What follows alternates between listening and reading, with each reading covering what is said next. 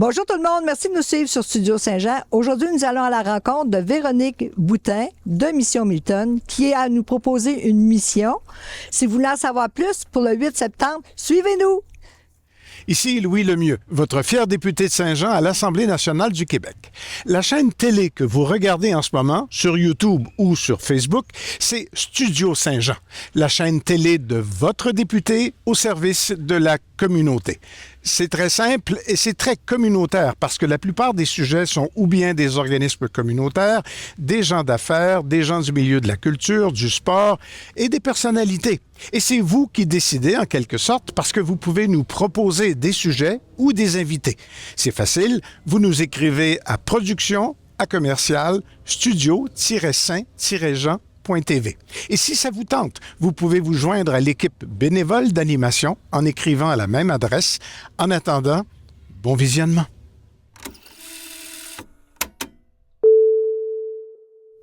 Bonjour Véronique Boutin, ambassadrice de Mission Milton. Bonjour Lucie. Tu nous as déjà parlé de Mission Milton, à quoi ça consiste. Est-ce que tu peux nous rafraîchir la mémoire? Bien sûr. D'abord, merci de me recevoir. Ça fait plaisir. Alors, on s'était rencontrés la première fois, c'était concernant le bootcamp qu'on a eu dans le coin de Québec. Et puis, donc là, pour cette fois-ci, c'est concernant un nettoyage, une corvée de nettoyage collective que j'organise, qui va avoir lieu le 8 septembre, donc un dimanche. Et puis, donc c'est ça, on invite tous les gens là, qui sont disponibles, qui veulent se porter volontaires à venir nous aider pendant notre nettoyage. En gros, c'est ça. C'est une invitation à venir participer au nettoyage collectif. À tous les gens qui ont un penchant écologique? Oui, même ceux qui n'en ont pas. C'est important. Oui, bien c'est important parce qu'on se demande toujours comment ça se fait qu'il y a des gens qui ne pensent pas que l'eau, c'est l'eau qu'on boit, l'eau de la rivière, qui jette des déchets dans la rivière encore aujourd'hui. C'est un peu incroyable. Mais Mission Milton, en général, je sais que cet été, on fait beaucoup de corvées. Je pense qu'il y a des corvées tous les jours. Presque. Fait que vous ramassez des déchets partout, pas juste au bord des rivières, je pense. Non, on en ramasse vraiment partout. Ça peut être dans...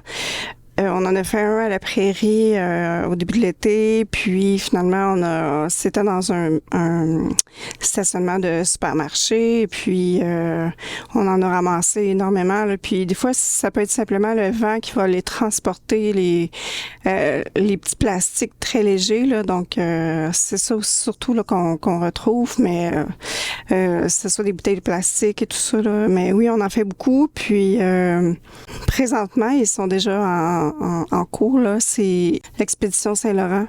Eux, ils parcourent le Québec et en fait, ils longent le fleuve. Ils se sont rendus jusqu'à, Sept-Îles, Escoumins. En tout cas, ils se sont promenés vraiment beaucoup.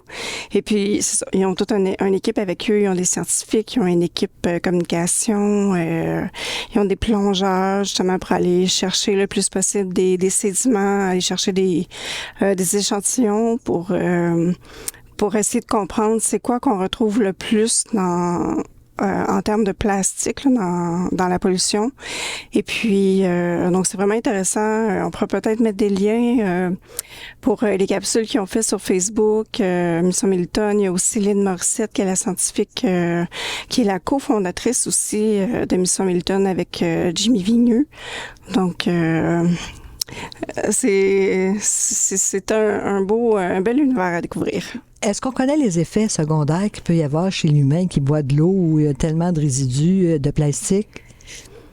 Ça, je suis pas au courant, mais je sais qu'on en retrouve déjà beaucoup dans les animaux. Donc, mais j'ai pas la réponse à ta question, mais moi, je me souviens ce qui m'avait marqué, et puis je pense que ça a été le début là, de mon aventure. J'avais vu une photo d'une petite tortue, puis il a fait une autopsie de la tortue, puis il avait trouvé 104 morceaux de plastique, des petits morceaux de plastique dedans. Dans son estomac? Oui, dans son estomac. Puis moi, ça m'avait vraiment chamboulée, parce que je me disais, voyons donc, ça se peut pas. Tu sais, on pense pas que je pense qu'on a de la misère à prendre conscience des dommages que ça peut avoir. Puis c'est parce qu'il n'y a pas de technologie non plus pour séparer le microplastique qu'on retrouve dans l'eau versus si on prend par exemple un sac de papier que ça fait longtemps qu'il est là, quand on va le prendre, il va tout se déchirer, il va venir en petits morceaux, puis c'est pas ramassable. Donc c'est un peu pour ça aussi qu'il faut prévenir pour étant donné qu'on n'a pas de technologie pour un sac de plastique, tu veux dire. Avec un sac de plastique? Que ce soit tous les plastiques. Parce que quand ça sèche, c'est ça, ça se désintègre. Comme le styromousse, on peut plus le dissocier de l'eau, en fait. Oui, puis il y a des endroits en plus aujourd'hui pour aller porter ces résidus. C'est pas un problème aujourd'hui, comme ça a déjà été. Fait qu'il faut conscientiser les gens. Puis les gens qui aiment les animaux devraient faire attention aussi, parce que ces animaux-là souffrent et meurent sans aucune raison. Oui. Oui.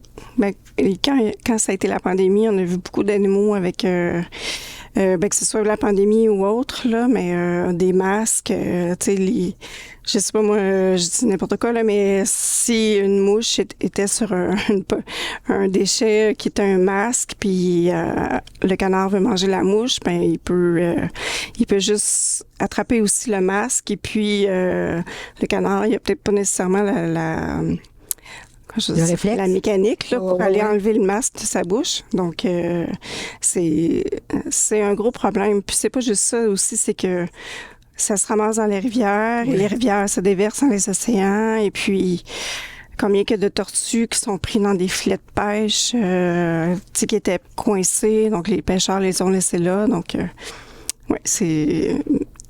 et ça prend juste un petit peu de volonté là, pour faire partie de la solution. Réaliser aussi à quel point la nature, c'est important, c'est fragile. Il faut y faire attention. Exact, oui. C'est la vie des enfants aussi, hein, parce qu'on parle beaucoup, on conscientise beaucoup sur les enfants aujourd'hui, puis la peur de la pollution. Mais qu'est-ce qu'on fait? Est-ce qu'on fait attention à ça? Est-ce qu'on fait attention à cette pollution-là? Est-ce qu'on met bien les déchets aux bons endroits? Est-ce qu'on lance pas les déchets par la fenêtre de l'auto, les mégots de cigarettes? Est-ce qu'on fait vraiment attention à tout ça? Puis c'est comme tu dis, ça prend quelques minutes. Mais toi, aujourd'hui, tu nous invites pour le 8 septembre. Tu invites tout le monde pour le 8 septembre. Oui. Aujourd'hui, tu ne nous dévoiles pas tout à fait le lieu ni l'heure. Ça prend à peu près 3 heures de notre temps dans une année. C'est pas beaucoup. Non, si on va aider à une mission, parce qu'il y a des missions maintenant presque tous les jours, comme j'ai dit plus tôt. Donc, 3 heures de notre temps, aller ramasser, faire attention à la faune, la flore en même temps, puis aider collectivement, puis montrer qu'il y a un partage aussi, pas juste avoir peur, mais partager, aller avec les enfants pour ramasser les déchets, ça va les rendre actifs, puis peut-être leur enlever l'anxiété de cette pollution-là. Oui. Si tu ramasses, si tu agis, peut-être que ça va baisser la peur puis l'anxiété. Oui. Ben, moi, pour l'avoir vécu personnellement, moi, j'ai énormément d'angoisse pour l'environnement parce que je me dis, bon, ben les poissons, tu sais, le plastique, puis tout ça, les chevreuils, tu sais, les oiseaux, puis moi, en faisant ma part comme ça, en prenant action, puis en ramassant des déchets, puis en faisant tout ce que je peux, ça diminue énormément mon angoisse parce que j'agis. Oui, donc, tout ce que je fais, je peux le faire. Je le fais, puis, ma part est faite. Donc, on peut pas tout porter sur nos épaules. Non. Puis, ça, c'est très important de faire la différence. Donc, c'est une bonne façon d'être responsable, puis d'apporter, en fait, de faire partie de la solution. Ça, je pense que c'est le secret, là. On fait partie de la solution. Puis sur votre site, Mission Milton, je pense qu'on donne des conseils aussi pour être plus écologique. Oui. Il y a des petites capsules. Il y a plein de... comme je faisais ça, quand on apprend à connaître Mission Milton, on apprend à connaître plein de nouvelles façons de consommer, que ce soit par exemple, là, je pense à Rempli Vert, qui est c'est formidable. En fait, là, il n'y a pas d'application, mais il y a une page Internet. Et puis, on peut, tout dépendant qu'on soit à Québec, Lévis, Sorel, on peut aller voir sur ce site-là. Et puis, dire, moi, je suis à Sorel, j'ai ma gourde d'eau, puis on peut avoir un endroit où est-ce qu'on peut aller remplir notre bouteille d'eau.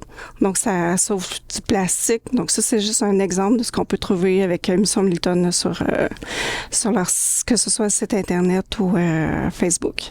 Donc... D'ailleurs, avec la sensibilisation qu'on a fait sur les bouteilles de plastique, maintenant, on n'en voit pas beaucoup dans les entrevues ou on n'en voit pas non plus quand il y a des réunions. Tout le monde avait sa bouteille d'eau avant. Mais maintenant, il n'y en a plus. C'est un soulagement même de ne plus avoir ces bouteilles d'eau partout. Puisqu'un verre d'eau, ça fait l'affaire. Il faut seulement le laver après. Non, c'est ça. C'est juste une petite... c'est pas tellement long, là. Puis on a le choix entre réutiliser ou jeter. C'est toujours ça. C'est toujours un choix d'un instant. C'est comme faire un petit régime. On a le choix de manger du chocolat ou de manger, je sais pas moi, des raisins. Ben, le choix, il faut faire le bon choix. Oui, le choix est facile à faire. On prend le chocolat. Donc, à Mission Milton, il y a des ambassadeurs comme toi. Oui. Vous êtes combien d'ambassadeurs? Je crois qu'on est rendu une 40aine d'ambassadeurs. Là. Cette année, là, ça a explosé. Donc, wow, c'est merveilleux, ça. Oui. Ce sont les ambassadeurs qui font les offres ou qui décident d'une région à nettoyer ou à... je pense que ça se fait vraiment d'un commun accord là, avec ceux qui font vraiment les nettoyages avec Mission Milton. Là. Mais je parle de Karine, de Super Mario, de Jimmy. Et puis, donc, ceux qui sont les ambassadeurs qui sont prêts à faire des nettoyages, mais là, ils vont, c'est ça, en jasant. C'est surtout au début de l'année, quand eux, ils vont proposer un calendrier annuel. Ben là, nous, on peut dire, ben moi, ça m'intéresse, je suis disponible. Moi, c'est souvent en septembre. Donc, c'est ça. Puis comme ça, ben, on construit un calendrier, puis... De là, ton invitation au 8 septembre. Exact. Alors, des mouvements écologiques, au Cova Bar, tout le monde peuvent te suivre cette journée-là. Oui, exact. Puis, on invite les parents avec les enfants à aller vous amuser en ramassant les déchets, en aussi en prenant conscience de l'action qu'on peut faire et du bien qu'on peut faire aussi à ce moment-là. Oui, puis moi je trouve ça le fun de voir aussi tous les morceaux qu'on ramasse, ça correspond à quelque chose qu'on consomme un peu chaque jour. Oui. Que ce soit je sais pas, un sac de plastique, un chose de ficello, ou tu sais, peu importe là, on voit, tu sais, c'est tangible, on voit la pollution, on la prend, on la ramasse. Puis Mission Milton est rendue à combien de tonnes? Je crois que c'est 445 tonnes de déchets ramassés. 445 tonnes? Oui. Wow. Ce qui est énorme. Oui. Ben, je te remercie beaucoup. Et ça me fait plaisir. Merci. Alors, c'est une invitation pour le 8 septembre. Surtout si vous voulez connaître l'heure, allez sur Mission Milton. L'heure et le lieu exact. Et c'est un au revoir parce qu'on va se rencontrer là-bas. Bienvenue à tous. Amenez vos enfants, là.